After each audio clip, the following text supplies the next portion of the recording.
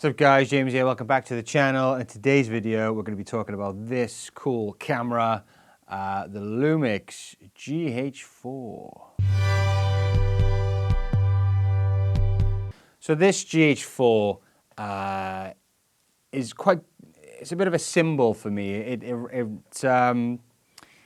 represents a growth within filmmaking and videography for me personally, because when I got this camera, before I got this camera, I was really naive to cinematography and videography and photography and all that you need to know to get anywhere within those industries, or just to understand what it is you're doing with a camera. And this is on the back of me shooting 2 feature films with a handy cam. It's a bit of a long story, but I was kind of asked to do it. Very inexperienced, didn't know what the hell I was doing at the time. And I learned a lot about how naive I was when it comes to shooting video and film, or shooting a film, I should say, rather than shooting film. And it was around 2014, and this camera was out, that I really started to take it serious, and I really wanted to learn the fundamentals of videography and cinematography. So this is a bit of a flagship camera for me, because this came out around the time that I was really trying to, get serious about video. And this camera was all over YouTube. One particular YouTuber in particular, Andy X, his channel at the time, he had the GH4, and the results he was getting were just fantastic. But the specs on this thing were amazing for me at the time. Looking at it was, shooting 4K DCI, which was a big plus for this camera.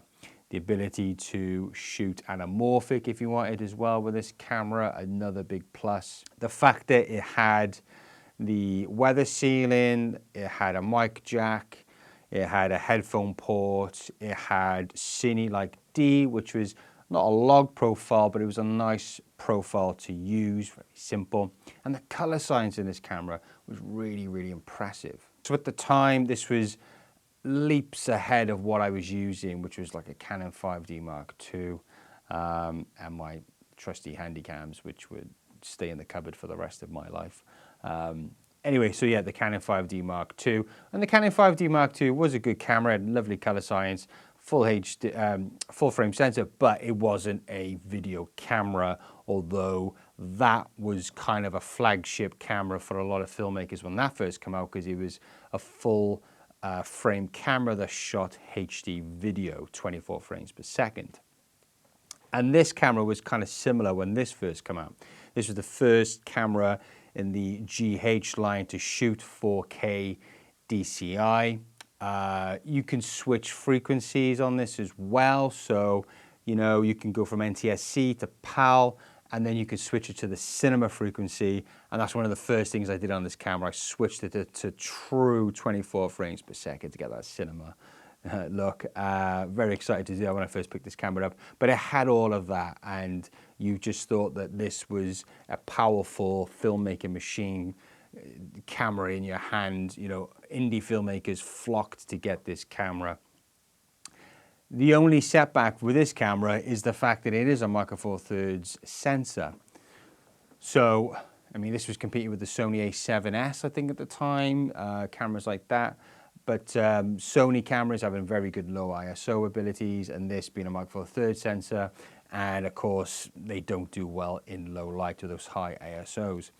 So it had its limitations with the sensor, but this also led me on to speed boosting and the Metabone speed booster adapter.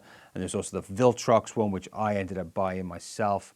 And of course, it just seems that the kit lens they should have released with this camera should have been this Sigma 18-35, because everybody was rocking, it seemed, the GH4 with a Sigma 18-35 f1.8, and that's the lens I bought for this camera. And it was just a really good pair up. Now, I did end up selling this camera for a few different reasons. One reason was the video specs in this were getting a bit dated, And as time goes on, you get more into your color grading, and you want to be able to manipulate the footage a bit more. So using an 8-bit only video camera kind of limits you in that department. Also, the profiles, you can get Vlog L with this, but log profiles on an 8-bit image seems a bit of an oxymoron. So I wanted something that I could shoot that had, you know, really good log profiles and shot 10-bit video. So I have picked this back up. It's still a really good camera, and you can get these for around $250 to $350 on the used market. And picking this back up again and using it, it's a really lovely camera, and it feels good in the hand. Again, you got the weather sealing.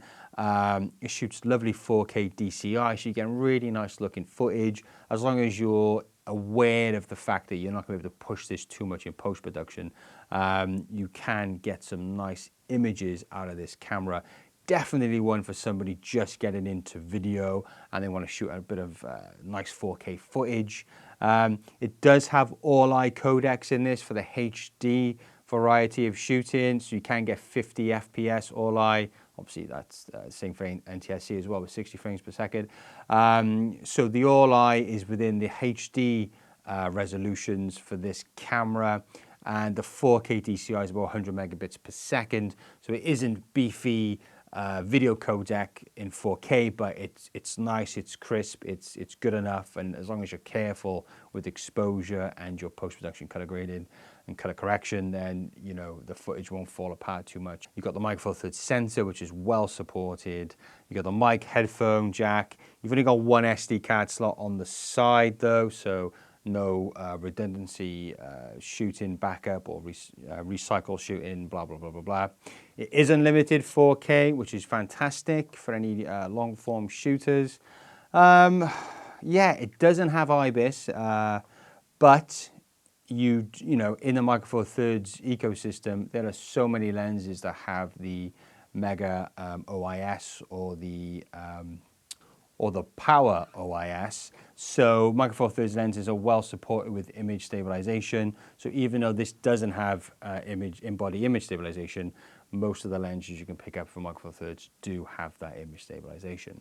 So we did shoot a feature film with this camera, and paired with the right lenses, it did pretty well in low light. Obviously, if you're shooting a feature film, you're going to use lights. Yeah, and it turned out pretty nice. And yeah, I just got a real soft spot for the GH4, being my first Panasonic Lumix camera, and which really got me into.